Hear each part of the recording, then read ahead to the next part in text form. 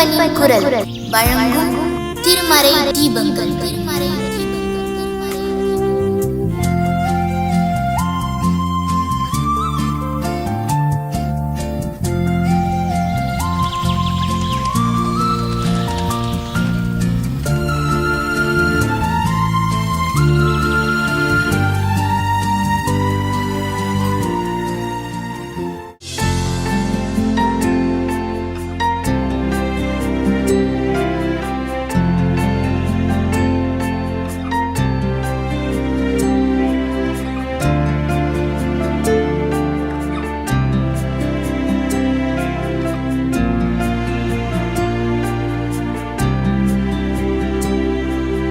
மலை போல துன்பம் என்னை சூடும் போது அதை பனி போல உருகிட செய்பவரே.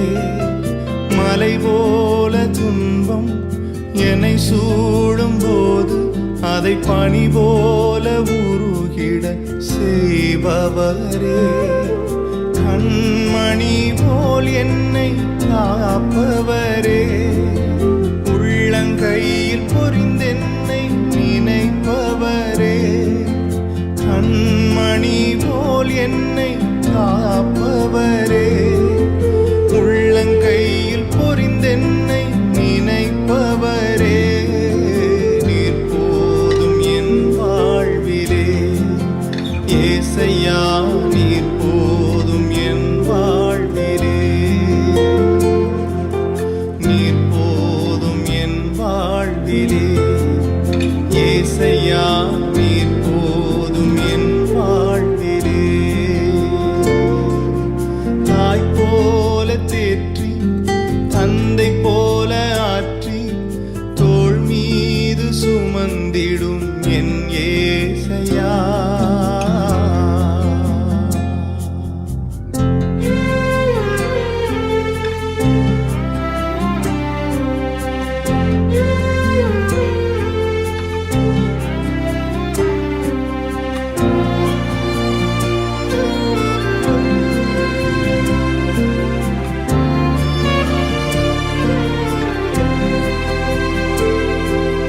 பலவீன நேரம் என் கிருபை உனக்கு போதும். உன் பலவீனத்தில் என் பலன் தருவேன் என்றே. பலவீன நேரம் என் கிருபை உனக்கு போதும். உன் பலவீனத்தில் என் பலன் தருவேன் என்றே.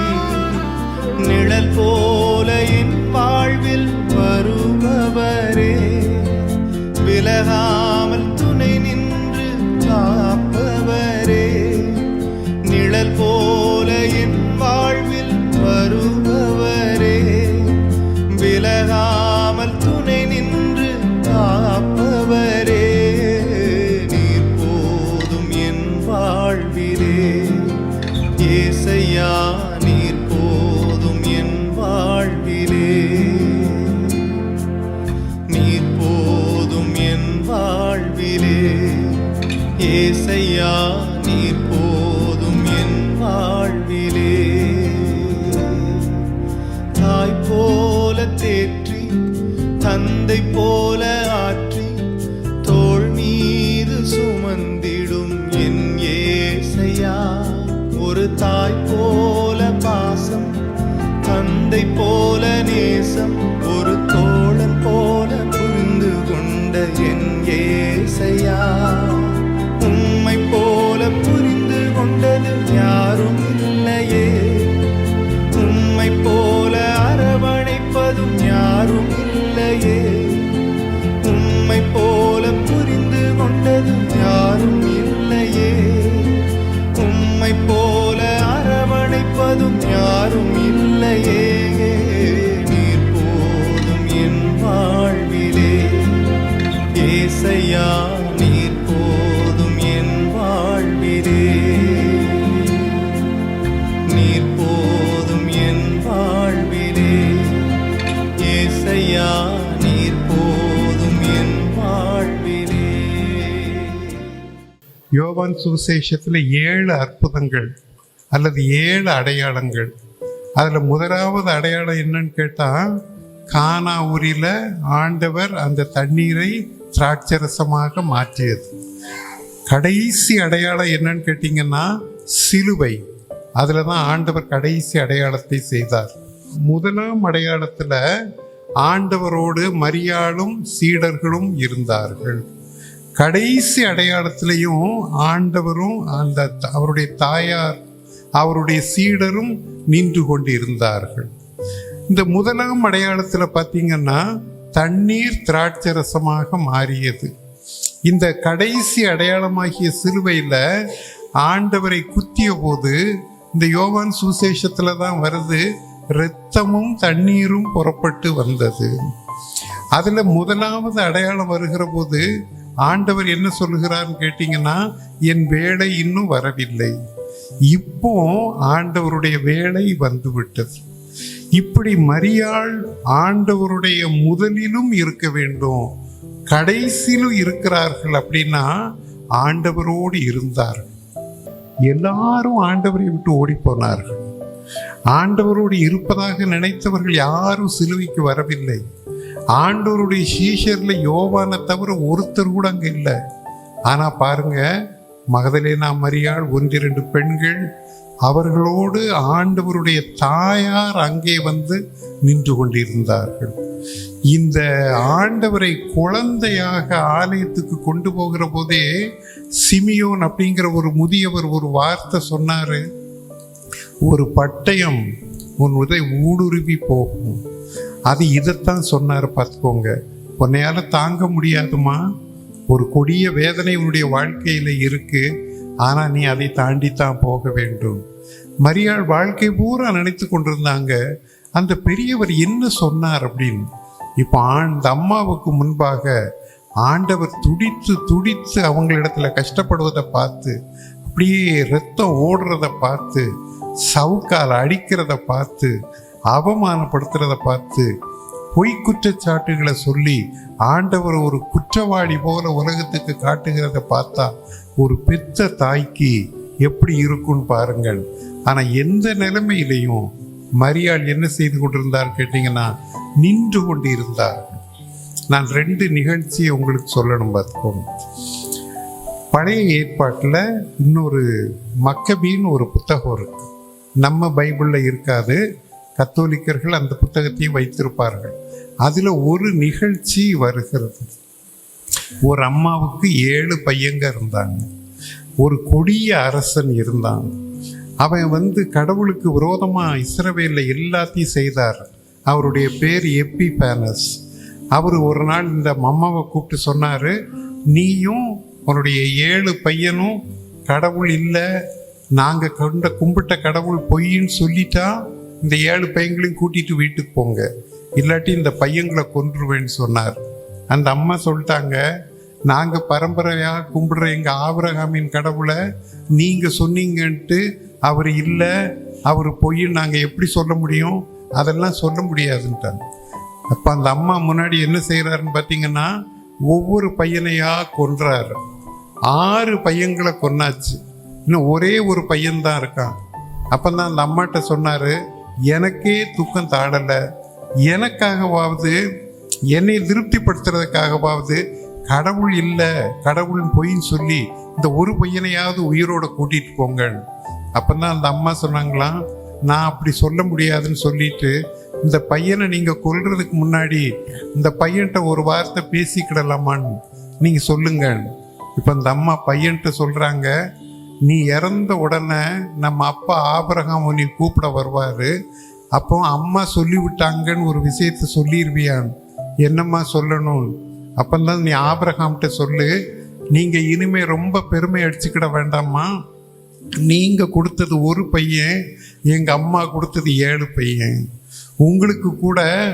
உங்களுக்கு வந்தது ஒரு சோதனை, கடைசியில் உங்கள் பையனை வீட்டுக்கு கூட்டிகிட்டு வந்துட்டீங்க, ஆனால் எங்கள் அம்மா 7 பையனை இங்கேயே அனுப்பிட்டாங்கன்னு மாத்திரம் நம்ம அப்பா ஆபிரகாம்கிட்ட சொல்லியிருப்பா அப்படின்னு சொல்லி 7 பையனையும் கொடுத்தார்கள். வீரத்தாய் நின்றார்கள். அதான் அந்த வார்த்தை, கடைசி வரைக்கும் நிற்கிற தாய். என்ன வந்தாலும் அங்க நிக்கணும். பார்த்துக்கோங்க. இன்னொரு சம்பவம் கூட நீங்கள் ரொம்ப ஆச்சரியப்படுவீங்க. இதுவும் பாரம்பரியங்களில் இருக்கிறது. நம்ம ஆபிரகாம் ஈசாக்கு பலியிட போகிற போது காலையில் வழக்கம் போல் சாராள் தெரியாமல் கூட்டிகிட்டு போயிட்டார் பார்த்துக்கோங்க. சாராள் தூங்கிக்கிட்டு இருக்கும்போது அவர் என்ன நினச்சிக்கிட்டாருன்னா, சாராளுக்கு தெரிஞ்சால் ஈசாக்கு அனுப்ப மாட்டாங்கன்னு. நேராக 3 நாள் பயணம் அப்படியே வந்து மலைக்கு மேலே வந்து நின்னா சாரா மலைக்கு மேலே நின்றுக்கிட்டு இருக்காங்க பார்த்துக்கோங்க. ஆபிரகாம் ஷாக் ஆயிட்டார்.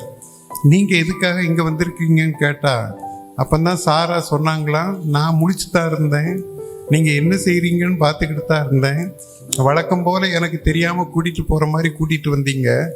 உங்களுக்கு ஒரு விஷயம் எத்தனை தடவை சொன்னாலும் புரிய மாட்டேங்குது. உங்ககிட்ட பேசுகிற கடவுள் என்கிட்டையும் பேசிக்கிட்டு தான் இருக்காரு. உங்ககிட்ட ஈசாக்க பலி கொடுக்கணும்னு சொன்ன கடவுள் என்கிட்டையும் வந்து சொன்னார். நீங்கள் அப்படி சுற்றி ரோட்டில் வரும்போது நான் ஷார்ட்கட்டில் மேலே வந்தேன்.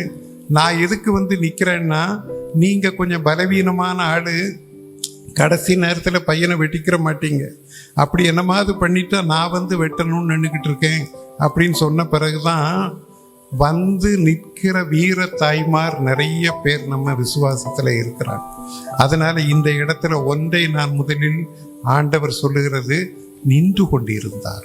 எல்லாரும் ஓடி போனார். தாய், ஆண்டவருடைய தாயாரை பாருங்க, ஆண்டவரை உருவாக்க வேணும்னா அவங்க எப்படி இருந்திருப்பாங்கன்னு. அடுத்த பகுதி பாருங்க, அந்த இதில் தன்னுடைய தாயாருக்கும் மகனுக்கும் ஆண்டவர் ஒரு ஒழுங்கு செய்ய வேண்டும். சிலுவையிலையும் ஆண்டவரின் பாசத்தை பாருங்க. நாளைக்கு என் தாயாருக்கு என்ன ஆகுமோ தெரியலையே. ஆண்டவருக்கு சகோதரர்கள் இருந்தார்கள், ஆண்டவருக்கு சகோதரிகள் இருந்தார்கள். ஆனால் ஆண்டவர் அவர்களிடத்தில் ஒப்புவிக்கவில்லை. சிலர் என்ன காரணம் சொல்றாங்க, அவர்கள் ஆண்டவரை விசுவாசிக்கவில்லைன்னு ஒரு வசனம் போட்டிருக்கு, அதனால ஆண்டவருக்கு நம்பிக்கை இல்லைன்னு. ஆனால் அதை விட நல்ல விளக்கம் என்னன்னு கேட்டிங்கன்னா, ஆண்டவர் ஒரு புதிய குடும்ப உறவை ஏற்படுத்துகிறார். இனிமே நம்முடைய திருச்சபை தான் புதிய குடும்பம். இதுல சொந்த குடும்பத்தை விட திருச்சபையை குடும்பமாக பாவிக்கிற புதிய உறவுகள் வருகிறது. அதனால தான் பாருங்க, நம்ம வீட்டில் ஒரு அம்மா இருக்கலாம், நம்ம வீட்டில் ஒரு அப்பா இருக்கலாம். ஆலயத்தில் இருக்கிற பெரியவங்க எல்லாம் நமக்கு அப்பா, ஆலயத்தில் இருக்கிற அம்மாமார் எல்லாம் நமக்கு தாயார். நமக்கு எத்தனை பிள்ளைகளும் இருக்கலாம், ஆனால் ஆலயத்தில் இருக்கிற பிள்ளைகள் எல்லாம் நம்முடைய பிள்ளைகள், நம்முடைய மகன், நம்முடைய மகள். இதுதான் திருச்சபையின் உறவு. இனிமே இப்படித்தான் திருச்சபை இருக்கும். எப்போ பைபிளில் போட்டிருக்கோ யோவான் அந்த அம்மாவை ஏற்றுக்கொண்டார் அப்படின்னா அது சபை ஆரம்பிச்சிருச்சு பார்த்துக்கோங்க. நம்மளுடைய திருச்சபைகளில் ஒரு குடும்பமாக இருக்கிற ஆண்டவரை கூட ஒரு தடவை அவருடைய பெற்றோர்கள் பார்க்க வந்தாங்க. அப்போ ஆண்டவர் சொல்லிட்டாரு, எனக்கு தாயார் யார், எனக்கு சகோதரி யார், என் பிதாவின் சித்தத்தின்படி செய்கிறவர்கள் தான் எனக்கு தாயார், எனக்கு சகோதரி. அம்மாவை இல்லைன்னு சொல்லலை, சகோதரிகளை வேண்டான்னு சொல்லலை, ஆனால் அவர்கள் மற்றவர்களுக்கு தடையாக இல்லை. எனக்கு எல்லாரும் தாயார், எல்லாரும் பிள்ளைகள். இப்படிப்பட்ட புதிய உறவு. நான் வளர்ந்த திருச்சபையில் ஒரு ஆன்டி இருந்தாங்க பார்த்துக்கோங்க. எப்போதும் நாங்கள் வாலிப வயசில் இருக்கும்போது எங்களை பார்த்து சொல்லுவாங்க, அங்கே இங்கே படிக்க போகிற இடத்துல யாரையாவது கல்யாணம் கட்டிட்டு வந்துடக்கூடாது. ஆன்டி ஒரு பெரிய லிஸ்ட் வச்சுருக்கேன், நான் தான் பொண்ணு பார்ப்பேன், நான் தான் மாப்பிள்ளை பார்ப்பேன்னு சொல்லுவாங்க. இப்படி அந்த பேக்கில் ஆன்டி எல்லாரும் லிஸ்ட்டையும் வச்சுக்கிட்டே அலைவாங்க பார்த்துக்கோங்க. நாங்கள் கூட கேலியாக சொல்லுவோம், எங்கள் பேர் எப்போ முன்னாடி வருது, இன்னும் பேச்சே காணுமே அப்படின்னு சொல்லுவோம் அந்த ஆன்டிகிட்ட. ஆனால் நான் அன்னைக்கும் நினைக்கிறேன் பாருங்க, எல்லாரையும் பிள்ளைகளாக நினைக்கிற, எல்லாரையும் நம்ம பிள்ளைகளை போல பார்க்கணும்னு நினைக்கிற ஒரு பார்வை. ஆண்டவர் சிலுவையில் ஒரு ஆழமான உறவை நமக்கு முன்வைத்தார். இனிமே திருச்சபையில் தாயார் தான் நமக்கு தாயார். திருச்சபையில் இருக்கிற எல்லாரும் நம்மளுடைய பிள்ளைகள். திருச்சபை நம்முடைய குடும்பம். நம்மளுடைய திருச்சபைகளில் பாருங்க, சில வேளைகளில் எவ்வளவு வேறுபாடு வந்துடுது. படித்தவங்க படிக்காதவங்க, பணக்காரங்க ஏழைகள். சில நேரங்களில் இருக்கக்கூடாத ஒரு வேறுபாடு, அவங்க அந்த ஜாதி இவங்க இந்த ஜாதி. ஆண்டவருடைய சிலுவைக்கு பிறகு யூதர் என்றும் கிரேக்கர் என்றும் இல்லை, ஏழை என்றும் பணக்காரர் என்றும் இல்லை, படித்தவர்கள் படிக்காதவர்கள் அப்படின்னு இல்லை. எல்லாரும் ஆண்டவருடைய பிள்ளைகள். ஆணென்றும் பெண்ணென்றும் இல்லை, எல்லாரும் சமமானவர்கள். ஒன்று போல வாழ வேண்டும். ஆண்டவர் தாமே இப்படிப்பட்ட பெரிய ஆசீர்வாதங்களை நம்முடைய வாழ்க்கையில் கட்டளையிடுவாராக.